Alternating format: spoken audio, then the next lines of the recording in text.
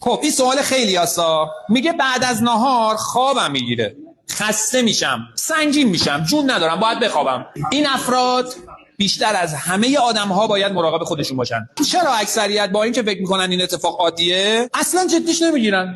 با اینکه بابا این بدن داره زنگ خطر میزنه، خیلی مسئله جدیه. اونم چه زنگ خطری؟ زنگ خطر قاطع، جدی و خطرناک، شوخی نداره این بیماری. حالا این علامت چیه؟ مهمترین، اصلی ترین، خطرناک ترینش علت اصلی غلظت خونه. یعنی داره اطلاع میده خون چسبنده شده.